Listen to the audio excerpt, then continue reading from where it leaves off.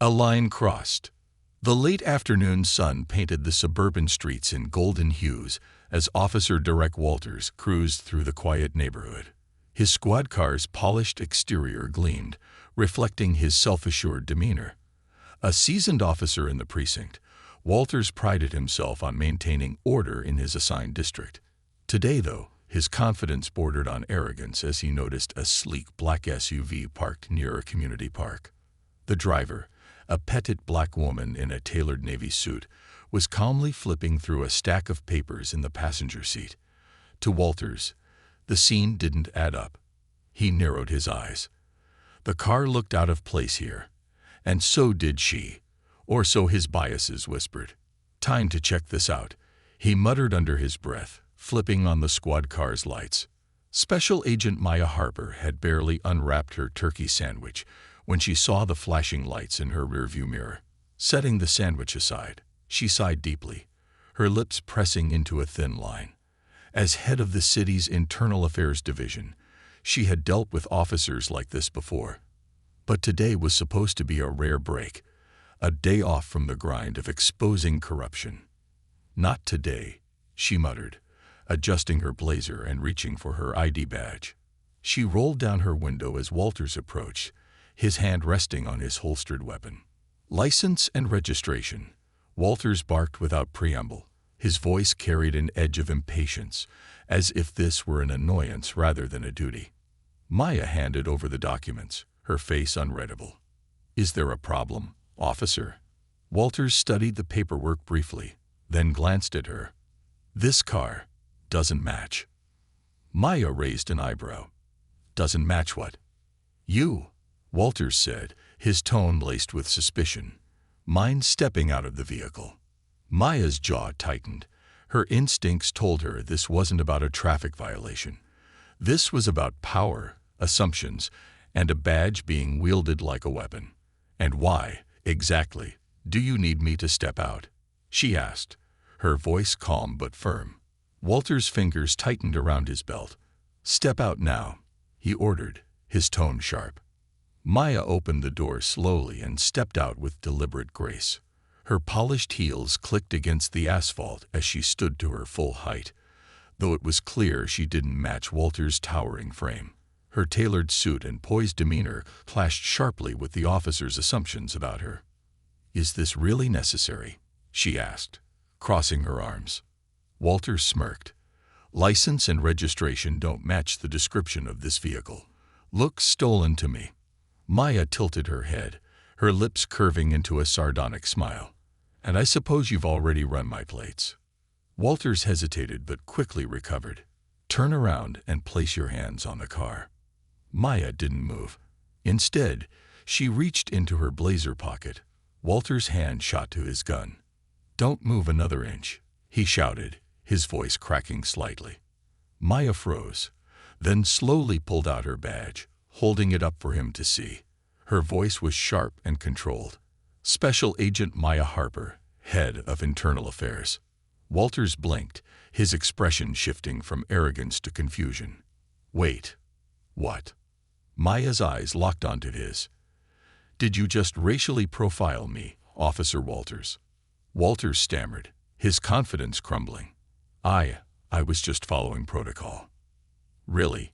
Maya stepped closer, her voice cutting through the tension like a blade. "Because it looks to me like you were profiling someone based on the car they were driving and the color of their skin. Do you want to keep going with this, or should we call your captain right now?" The sound of another police car pulling up cut through the exchange. Walters turned, visibly relieved, as Sergeant Nathan Ellis stepped out, his face a mask of professionalism. "What's going on here?" Ellis asked, looking between the two. Before Walters could answer, Maya held up her badge. "Special Agent Maya Harper, Internal Affairs.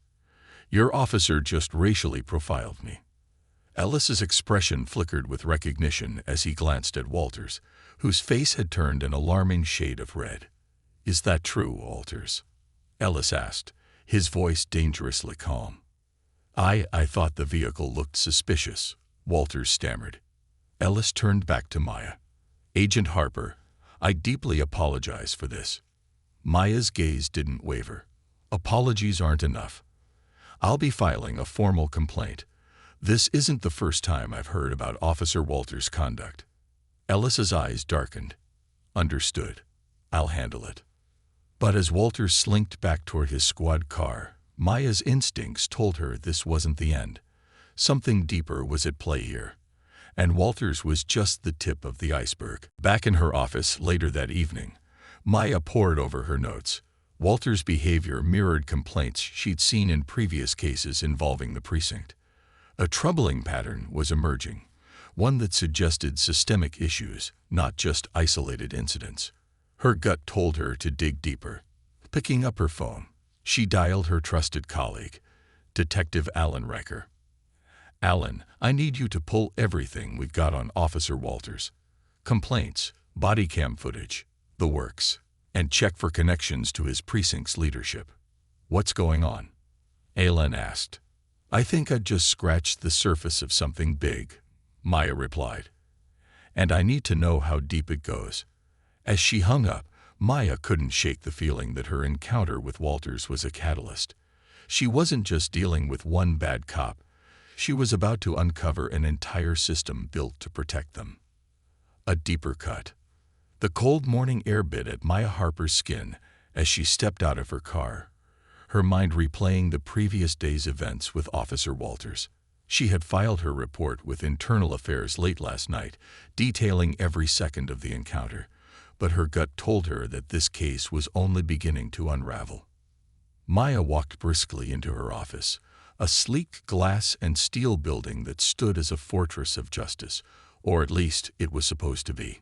She greeted a few colleagues as she made her way to the war room, a small conference area where her team often brainstormed cases. Inside, a digital board displayed the precinct map, with red dots scattered across various neighborhoods representing complaints they were investigating. Detective Alan Riker was already there, his tie loosened and a steaming cup of coffee in hand. He waved her over to the board. "You're not going to like this," he began. Maya dropped her bag on the table. "What do you have?" Riker tapped the screen, zooming in on the district where Officer Walters was stationed. "Over the past 3 years, we've received 57 complaints of misconduct tied to this precinct. Excessive force, racial profiling, tampering with evidence. It's all here." And Walters' name pops up in about half of them. Maya leaned closer, her brow furrowing. 57. And what about follow-ups? "That's where it gets murky," Riker said, pulling up another chart. "Every one of these cases was closed without action. Either the complaints were dismissed outright, or they conveniently lacked sufficient evidence. And guess who signed off on most of them?" "Let me guess, Sergeant Nathan Ellis," Maya said, her voice sharp. Riker nodded. "Bingo. Walters is a pawn, but Ellis, he's the real problem." Maya sighed, pinching the bridge of her nose. "Ellis was trying to play the good guy yesterday, but I had a feeling he was protecting Walters. If Ellis is covering for him, we're looking at systemic corruption." Riker pulled up another set of files. "It gets worse. Ellis has ties to Chief Mathers. They served together in the academy, and Mathers promoted Ellis to his current position 2 years ago. Since then, complaints in the precinct have skyrocketed, but not a single one has made it past the captain's desk." Maya's stomach churned. This wasn't just about Walters or Ellis. It was about a culture of corruption that reached the top of the precinct's chain of command. "We need to build a rock-solid case. If we go after Ellis and Mathers, we'll need evidence so airtight that they can't worm their way out." Riker nodded, already pulling up another screen. "I've started gathering body cam footage from Walters' interactions. It's spotty, though. There's a lot of missing data, files that were conveniently lost or corrupted." "That's no accident," Maya muttered. "Keep digging. I'll see if I can get anything useful from our informants." Later that day, Maya found herself in the corner booth of a dingy diner on the edge of town, sipping a cup of lukewarm coffee as she waited for her contact to arrive. The diner was nearly empty, save for a waitress wiping down tables and an older man reading a newspaper at the counter. The bell above the door jingled, and Maya looked up to see Detective Luis Ortega, an off-duty officer from Ellis's precinct, walk in. He spotted her immediately and slid into the booth across from her. "You're taking a big risk meeting me," he said, his voice low. "I could say the same for you," Maya replied. "But if what I've heard about your precinct is true, you understand why I'm here." Ortega sighed, glancing around nervously. "What do you want to know?" "For starters, tell me about Ellis," Maya said. "What kind of operation is he running?" Ortega hesitated, his fingers drumming on the table. "Ellis is untouchable. Everyone knows it. He's got Mathers in his pocket, and between the two of them, they've built an empire. They control which complaints go up the chain, and they make sure the officers who play ball are rewarded, and the ones who don't," Maya pressed. Ortega's jaw tightened. "They're pushed out, transferred, demoted, or buried under so much paperwork they can't do their jobs. I've seen good cops destroyed because they wouldn't go along with the program." Maya leaned forward. "What about Walters? Is he just another pawn, or does he know what he's doing?" Ortega scoffed. "Walters? He's a bulldog. He likes throwing his weight around, and Ellis keeps him around because he's useful. But Walters isn't smart enough to see the bigger picture. He just does what Ellis tells him." Maya took a deep breath, her mind racing. "Do you have anything concrete? Emails? Memos? Anything that ties Ellis and Mathers to this?" Ortega hesitated, then pulled out a flash drive and slid it across the table. "This is all I've got. Internal memos, meeting notes, and a few recordings. But be careful. If they find out I gave you this, I'm done." Maya picked up the flash drive, her expression serious. "You're doing the right thing. I'll make sure this doesn't fall on you." Ortega nodded, but his face remained grim. "Just promise me one thing. Don't stop until you bring them all down." Back at her office, Maya plugged the flash drive into her laptop, her pulse quickening as the files loaded. There were dozens of documents, each one a piece of a larger puzzle. Meeting notes detailed discussions about managing complaints, with Ellis and Mathers' initials appearing frequently. One memo stood out: a detailed plan to suppress a misconduct case involving Walters, complete with instructions to delete body cam footage and intimidate the complainant into silence. Maya's heart raced as she read. This was the smoking gun she needed. But there was more. Among the recordings was a grainy audio file of Ellis speaking to another officer. His voice was unmistakable as he laughed and said, "As long as Mathers has my back, we can do whatever we want. These IA clowns won't touch us." Maya sat back in her chair, a mix of anger and determination washing over her. Ellis and Mathers thought they were untouchable, but they were about to learn just how wrong they were. The next morning, Maya called an emergency meeting with her team. As they gathered in the war room, she displayed the documents and recordings on the digital board. "This is it," she said, her voice firm. "We have the evidence we need to take down Ellis and Mathers, but we need to act fast. If they catch wind of this, they'll try to cover their tracks." Riker stepped forward. "What's the plan?" Maya's eyes burned with resolve. "We're going straight to the chief of police. If we can get him on our side, we'll have the authority to launch a full investigation. But we need to be ready for pushback. Ellis and Mathers won't go down without a fight." As the team began preparing their case, Maya's phone buzzed. It was an anonymous text. "You're digging too deep. Stop now, or you'll regret it." Maya stared at the message, her jaw tightening. She showed it to Riker, who frowned. "They're trying to scare you." "Let them try," Maya said, her voice steely. "I'm not backing down." With her team rallying behind her, Maya knew they were on the brink of something big. But she also knew the closer they got to the truth, the more dangerous it would become. This was no longer just about exposing corruption. It was about surviving it. Unmasking the system. Maya Harper arrived at the precinct earlier than usual, her mind a whirlwind of strategies and scenarios. The evidence on the flash drive was damning. And she knew it would shake the foundation of not just Ellis's operation, but the entire precinct. Yet, she also knew that Ellis and Mathers wouldn't go down without a fight.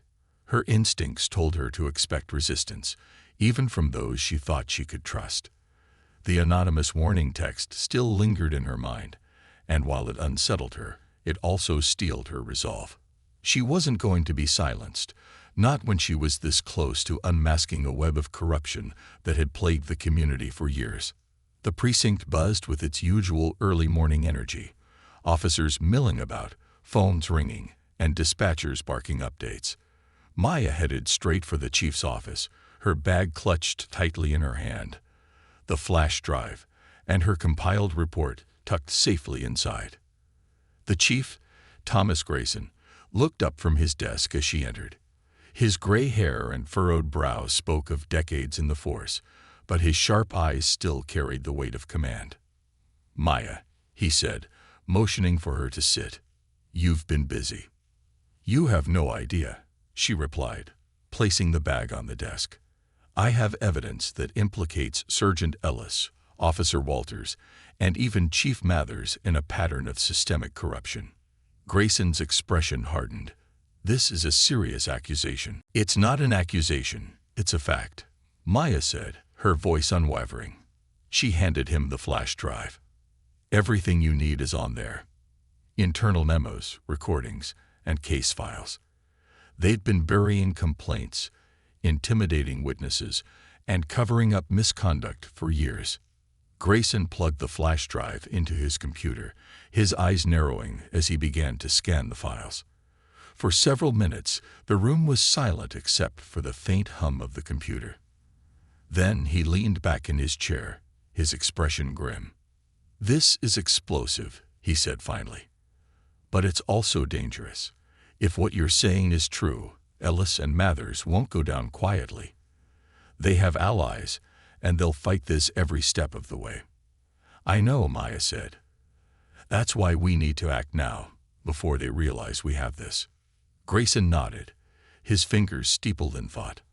"I'll authorize a full investigation, but you'll need to proceed carefully. If word of this leaks before we're ready, it could put you and your team in jeopardy." "Understood," Maya replied.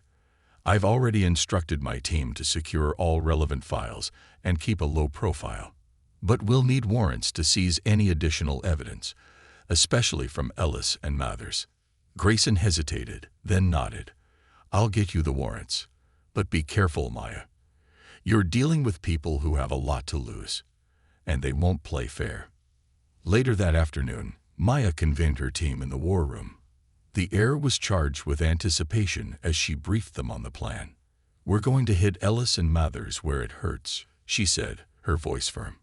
"Our first priority is securing any physical evidence they might still have. That means offices, homes, and any storage units tied to them. Lisa, you'll coordinate with the tech team to retrieve any deleted files or communications. Alan, you'll lead the field team on the raids." "What about Walters?" Alan asked. "Do we bring him in?" "Not yet," Maya replied. "He's small potatoes compared to Ellis and Mathers. But we'll keep him under surveillance in case he tries to run or destroy evidence." As the team dispersed, Maya felt a surge of determination. This was the culmination of months of work, and she wasn't going to let anything, or anyone, derail it. That evening, Maya and Alan led the raid on Ellis's home. The house was a sprawling suburban property, its neatly trimmed hedges and immaculate lawn a stark contrast to the chaos brewing inside. A team of officers, armed with the warrants Grayson had secured, moved swiftly through the house, collecting files, laptops, and other potential evidence. In Ellis's office, Maya found a locked filing cabinet. She called for a crowbar, and within minutes, the cabinet was pried open. Inside, she discovered folders filled with handwritten notes and receipts, documents that detailed payments made to cover up complaints and bribes accepted from local businesses. "Got it," she said, holding up a thick folder. "This is what we need." Alan entered the room, his expression tense. "We've got a problem. Ellis isn't here, His wife says he left this morning and hasn't been back since. Maya's stomach sank. Did she say where he went? No, Alan replied. But we got patrol units looking for him. He won't get far. Maya nodded, but unease settled over her. If Ellis knew they were coming, it meant someone had tipped him off. And if he was on the run, he'd be desperate. The next morning, Maya arrived at her office to find Lisa waiting for her with a grim expression. "We've got a leak," Lisa said, handing Maya a tablet. On the screen was a news article detailing the raid on Ellis's home, complete with photographs of the officers involved. Maya's heart sank. How did this get out? "Someone inside the precinct leaked it," Lisa replied. "And it's not just the raid. The article mentions you by name, painting you as someone with a personal vendetta against Ellis and Mathers." Maya clenched her fists. This was a calculated move to discredit her and derail the investigation. "We need to find out who's behind this. If they're trying to smear me, it means we're getting too close." Lisa nodded. "I'll start digging. But there's something else. You need to see this." She pulled up a surveillance feed from the precinct parking lot. On the screen, Ellis's car was parked near the entrance, and Ellis himself was sitting inside, watching the building. Maya's pulse quickened. "He's waiting for me." "What do you want to do?" Lisa asked. Maya stared at the screen for a moment, then stood. "I'm going to confront him. If he thinks he can intimidate me, he's about to learn otherwise." Maya stepped out into the parking lot, her heart pounding but her face composed. Ellis watched her approach, his expression unreadable. As she reached his car, he rolled down the window. "Agent Harper," he said, his voice dripping with mock politeness. "What a surprise." "Cut the act, Ellis," Maya said sharply. "You're cornered, and you know it." Ellis smirked. "Am I?" "Because from where I'm sitting, it looks like you're the one in trouble. That article didn't come from nowhere, you know." Maya's jaw tightened. "You think a smear campaign is going to save you? We have everything we need to take you and Mathers down." Ellis leaned back in his seat, his smirk fading. "You don't understand what you're dealing with, Harper. This goes higher than you think. You think Mathers is the top. He's just a pawn like the rest of us." Maya's eyes narrowed. "Then who's pulling the strings?" Ellis shook his head. "You'll never find out. You've already made too many enemies." Maya stepped closer, her voice low and dangerous. "Try me." For the first time, Ellis seemed unnerved. He started his car and backed out of the parking lot, leaving Maya standing alone. She watched him go, her mind racing. His words echoed in her ears. "This goes higher than you think." As she walked back to her office, Maya knew the fight was far from over. But she also knew one thing for certain. Ellis and Mathers weren't untouchable. They'd made the mistake of underestimating her, and she wasn't about to let them win. The web tightens. The air inside the precinct felt heavier than usual as Maya Harper reviewed the latest developments with her team. The leak to the media had painted a target on her back, and Ellis's cryptic warning replayed in her mind. Yet, as the pieces of the puzzle began to connect, Maya realized she was closer than ever to unraveling the web of corruption.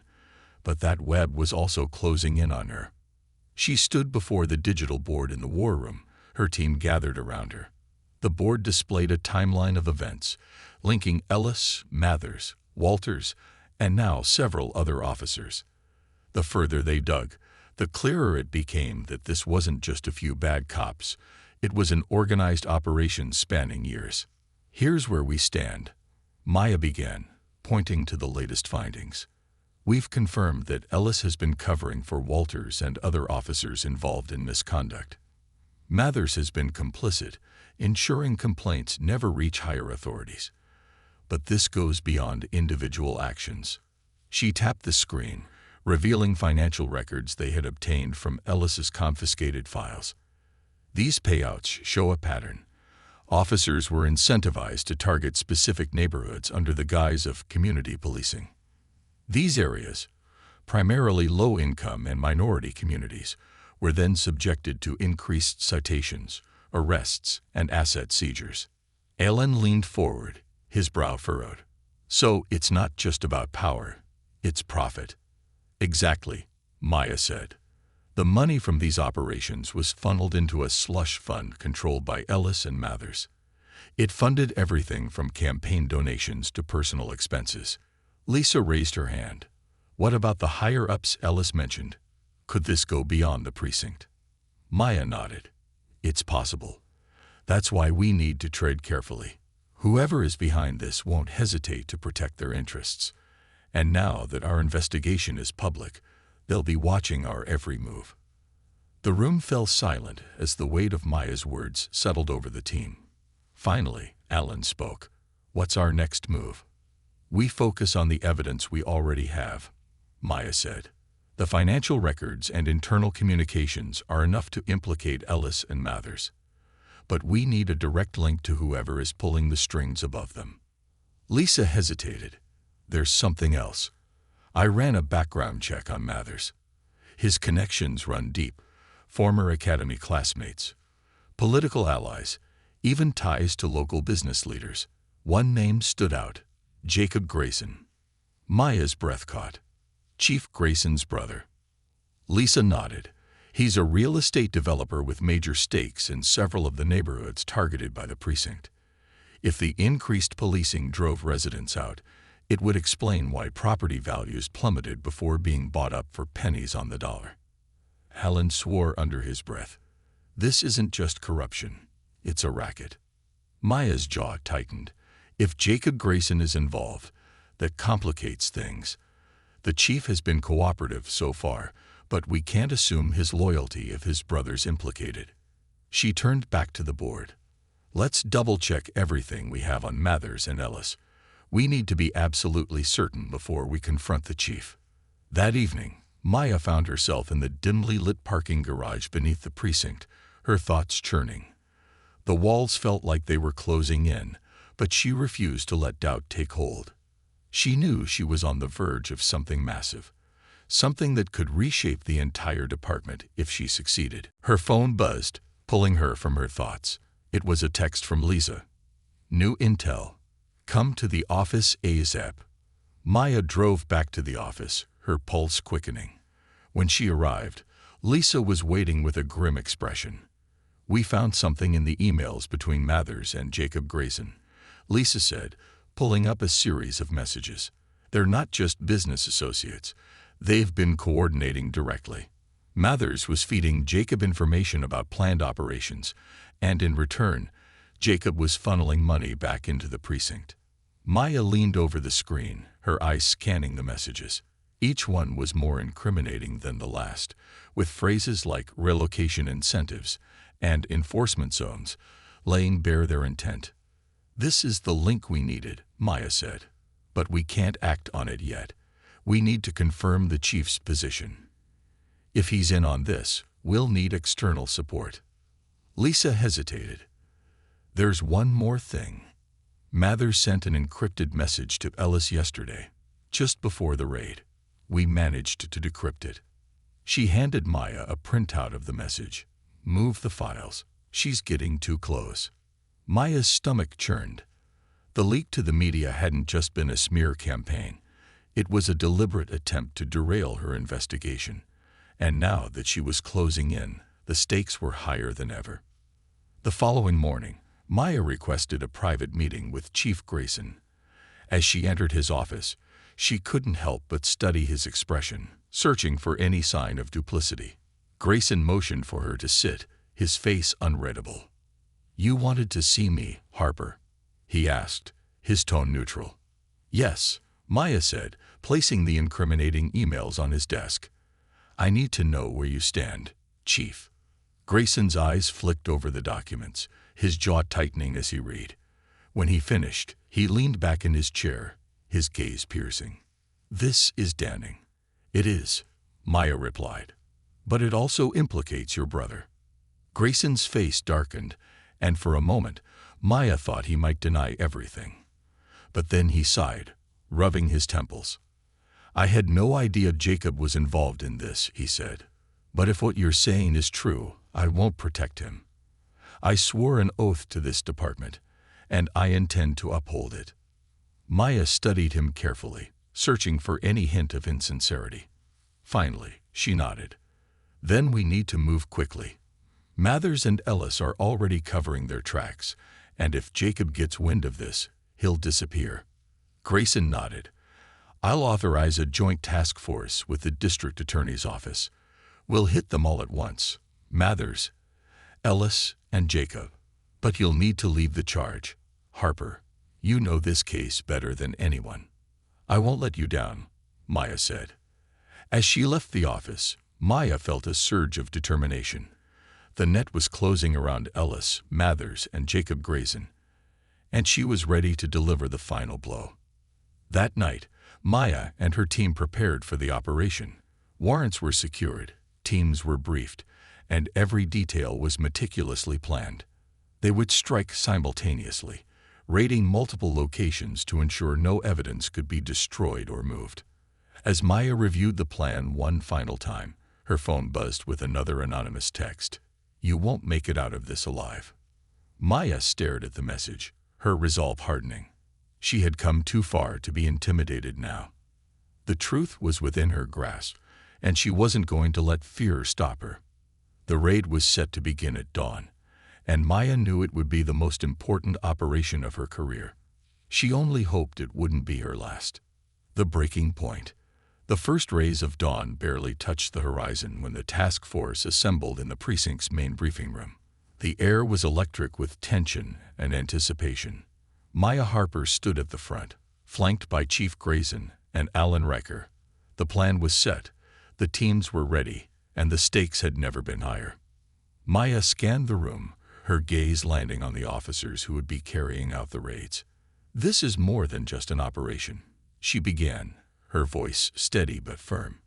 This is about restoring trust in our department and proving that no one is above the law.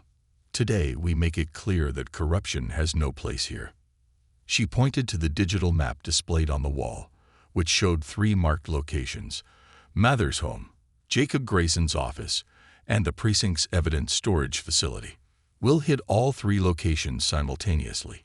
Each team has been assigned a target, and we've ensured the warrants are airtight. There's no room for error. The officers nodded in unison, their determination matching Maya's. Maya felt a surge of pride as the room erupted in murmurs of agreement. This was her moment to lead, to prove that justice could prevail even in the face of entrenched corruption. By 6:00 a.m., the first team had breached Mother's home. Maya, stationed in the command van with Riker and Lisa, monitored the operation through live feeds.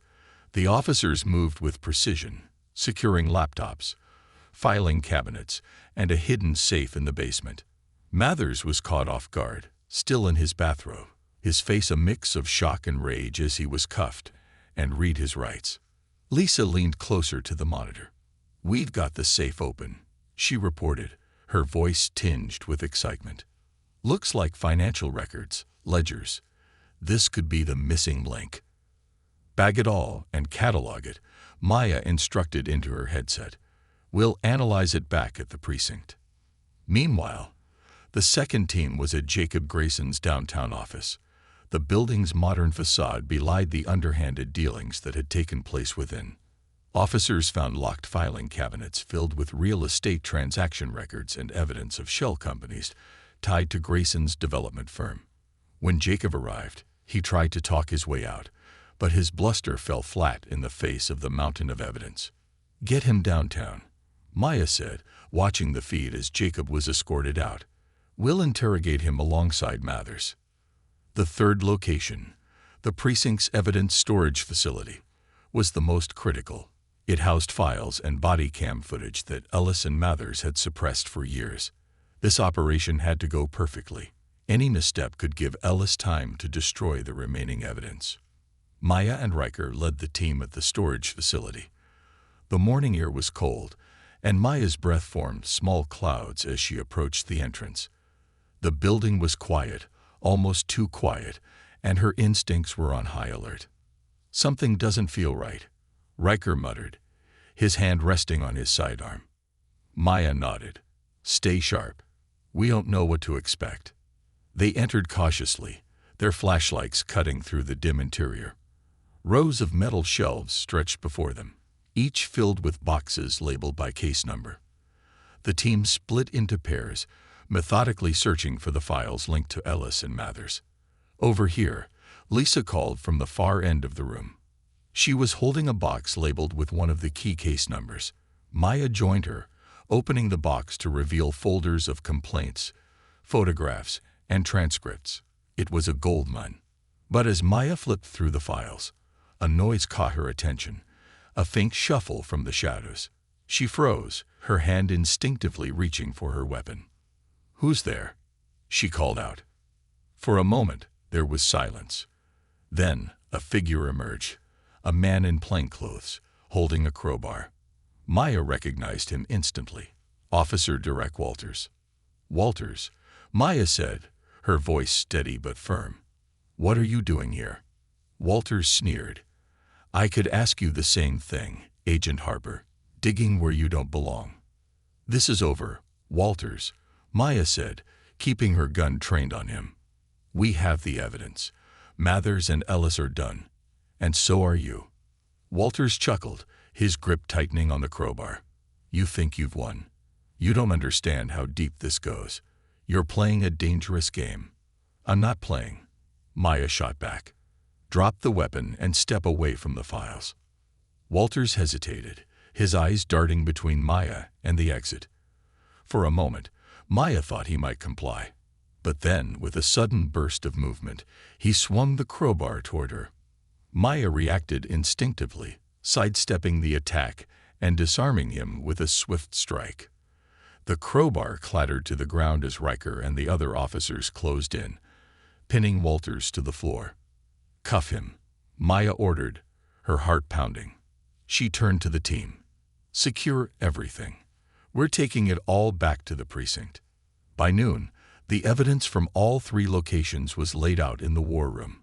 The team worked tirelessly, sorting through files, cataloging items, and cross-referencing data.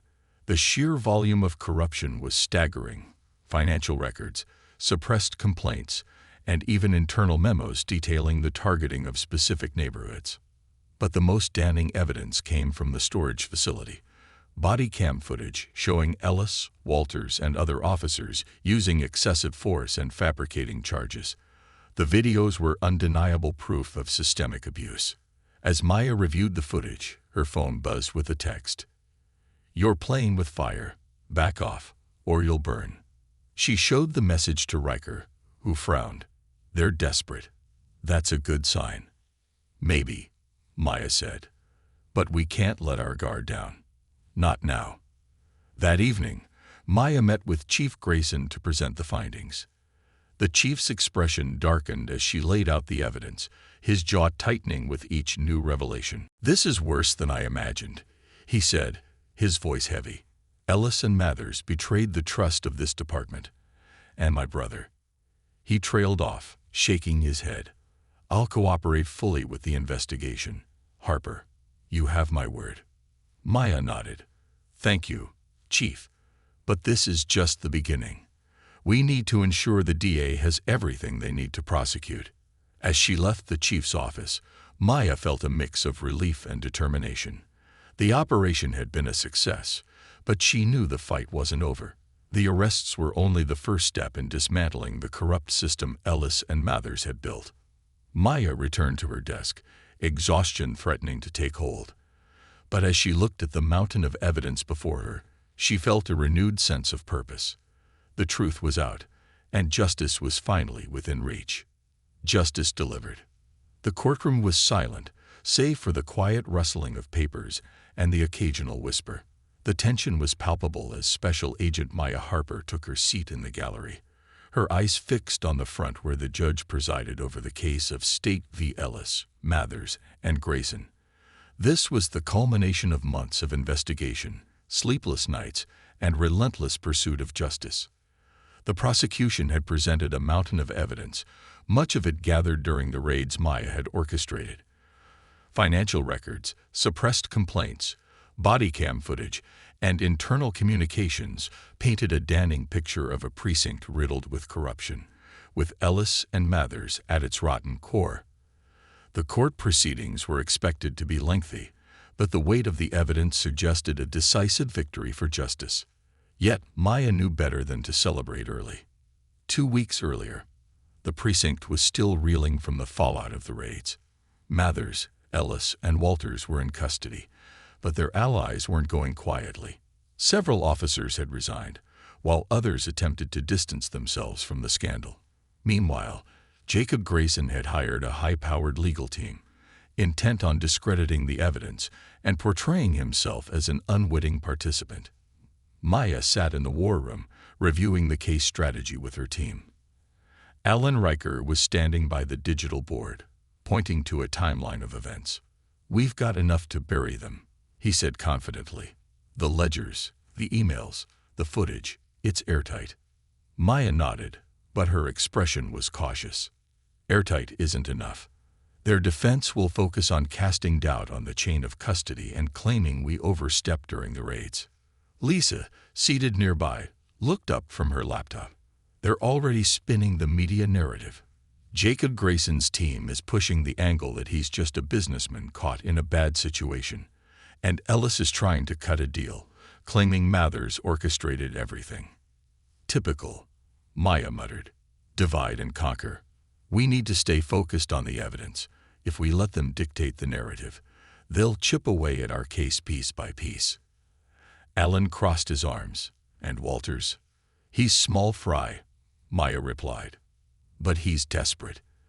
If he flips, it could solidify our case against Ellis and Mathers.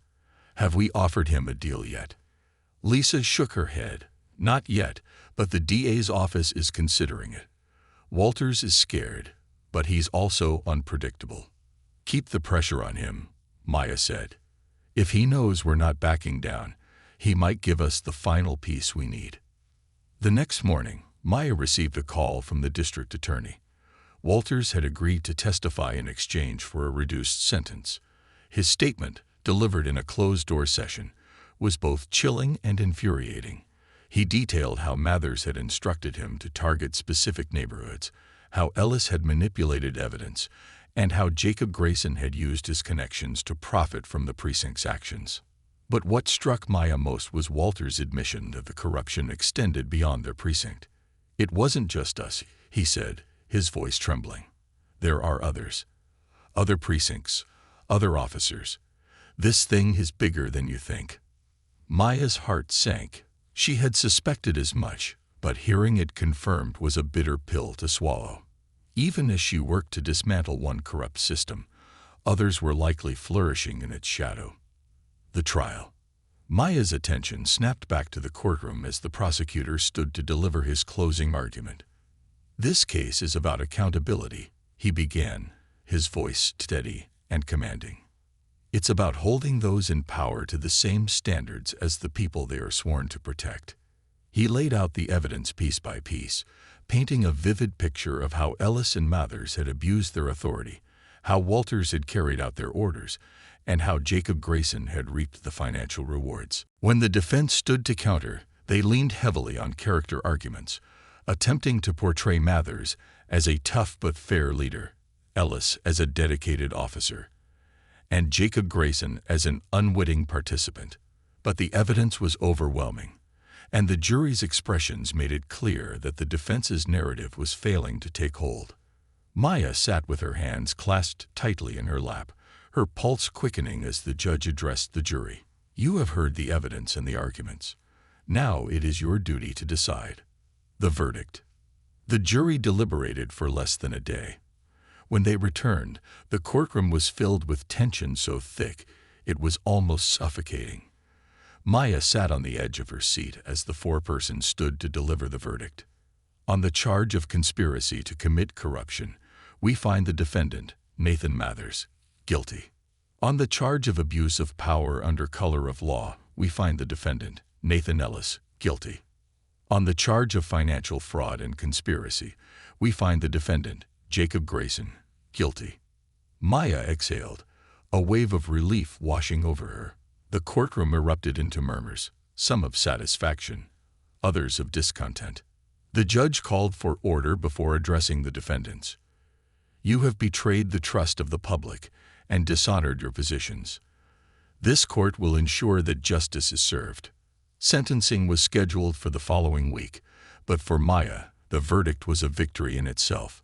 It was proof that no one, no matter how powerful, was untouchable. The aftermath. Back at the precinct, Maya gathered her team for a quiet celebration. They had worked tirelessly, and their efforts had paid off. But as the laughter and relief filled the room, Maya couldn't shake Walter's words. There are others. The case had exposed a systemic problem, but it was only the beginning. Maya knew her work wasn't done. She stood, raising her glass to the team. This was a victory, she said, but it's not the end.